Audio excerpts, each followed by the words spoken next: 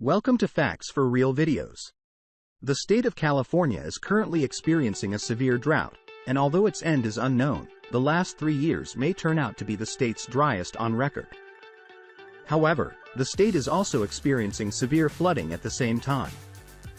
Over 100,000 residents lack electricity, and millions of people are still evaluating the damage. In this video, it's hardly explicable how a place may experience both floods and droughts simultaneously. We'll examine this peculiar circumstance and the multi-billion-dollar mega dam that the state is planning to build to address it. But before anything else, we must discuss California's water situation. Life in California is not easy. Officially, a sizable portion of the state is a desert. The Colorado, Mojave, and Great Basin. There wasn't much water in the area when the first American settlers arrived a few centuries ago, making it difficult for them to farm the land. As of October 2021, not much has changed. In an attempt to get things back on track, the governor of California issued a statewide drought emergency in 2023, nearly 18 months later. He asked residents to cut back on their water use by 15%. In the midst of this protracted drought, which has officially been declared for more than 1,000 days, the emergency has still not been lifted. However, this is only part of the story. During a time of exceptionally high rainfall, major floods affected regions of California. The state is currently experiencing severe floods and droughts at the same time, resulting in damage to towns and cities and the deaths of 22 people. The governor also proclaimed another state of emergency. But how is it possible for California to have two distinct states of emergency? When it all boils down to water management, during times of high precipitation, the area floods as a significant amount of water falls on the earth. But when the light comes out again, very little of it is gathered and stored correctly.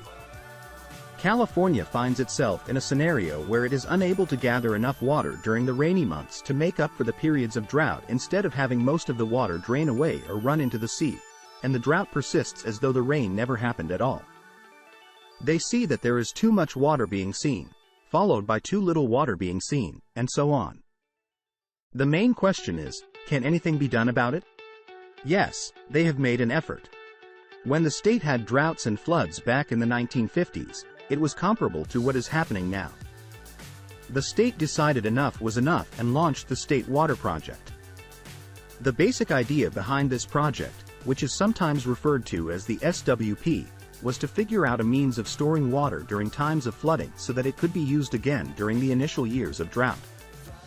They constructed around 20 dams, enabling them to store water in enormous reservoirs during times of intense rain. The reservoir behind the Oroville Dam, Lake Oroville, is arguably the most well-known.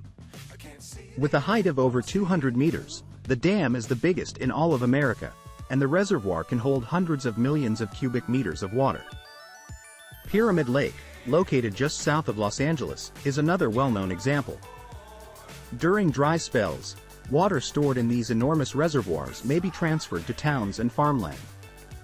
The most well-known part of the process is the California Aqueduct, which carries water from the Sierra Nevada to Los Angeles, branching off to serve millions of people along the way. It's an impressive process that depends on a vast network of canals, aqueducts, and pumping stations. At one point, the Edmonston pumping plant has to lift this water over the Tehachapi Mountains, a height of 600 meters. It's like trying to pump a river over the top of the One World Trade Center. All in all, the Edmonston pumping plant is one of the most advanced and ambitious water management systems in the world. However, the 1960s and 1970s development was only intended to be the first phase. Further dams and canals were to be built in the 1980s and 1990s. Yet such projects were shelved for a variety of reasons, chief among them being financial. Rising debts were not the only problems California faced. Environmental concerns also arose. These water facilities disrupted the natural flow of rivers, which made life difficult for several local species. Populations of salmon and steelhead trout, which swim up rivers during the breeding season, collapsed after the SWP, with all those dams and pumping stations getting in the way. Due to the fact that these fish are unable to reach their breeding grounds, California chose to postpone the next phase of development in the hopes that the first phase of projects would be able to finish the work on its own. In the initial years, the new facilities undoubtedly had an impact. Approximately two-thirds of the water collected by the system was distributed to urban residents, with the other portion being utilized for irrigating farms and orchards. The entire system was predicted to provide over $400 billion to the state economy annually, but in recent years, the state water project's current components, which were constructed years ago, have begun to face difficulties. The population of California was less than 20 million, but in the last few decades, it has doubled. As a result, the demand for water has increased, making it difficult for the dams and canals to keep up, which is partly why the state has experienced so many recent droughts. According to Mike Wade, executive director of the California Farm Water Coalition, our water demands have increased far beyond what the system was intended to support. As you look at this, you see a dangerously low reservoir, and climate change isn't helping either. Over the course of the last century or so, the average temperature in California has increased by almost 2 degrees Celsius, resulting in severe scorching heat waves. The settlement is marked on the map as sites, but it isn't an official town currently. The state wants to flood. A few kilometers north of Sacramento is a narrow valley with cliffs and hills along both sides. The terrain is dry and scrubby with open plains of yellowish grass and clumps of bushes and trees. There are buildings too, but not many, just a few clusters here and there with a handful of local residents. The valley and create a lake. According to the project website, the team intends to create an environmentally advantageous off-river reservoir that will store extra water from significant storms for dry spells. There has been discussion of this concept since the 1950s. It was nearly a part of California's water management project's first phase, but the SWP ultimately determined that the plans were too ambitious, especially given the staggering $4 billion price tag.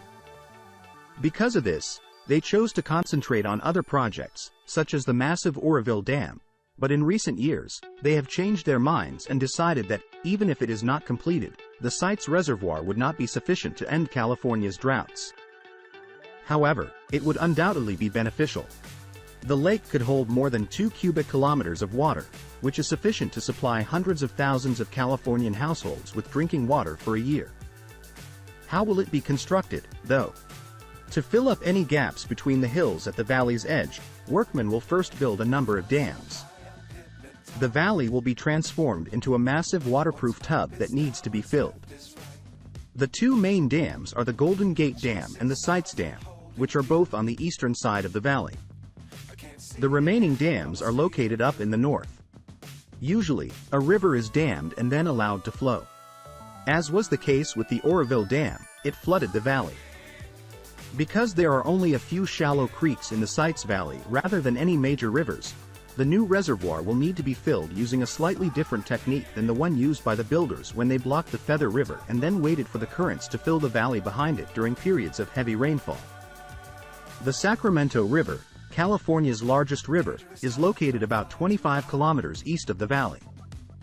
During the rainy season, the state plans to pipe water from the river through towns, farms, and hills and then spill it into the Sites Valley. Pumping water from the river to the valley will demand a significant amount of energy, but the SWP think that during dry seasons, the water can be let out again, offering relief to surrounding communities. It's like a large water tap filling a giant bucket. It's worthwhile, particularly since they'll replenish part of it whenever the reservoir's water is discharged. It will pass via a series of hydroelectric turbines, supplying around 80% of the initial electricity needed to pump it there. Currently, plans call for construction to begin in 2024, or at the very least, 2025.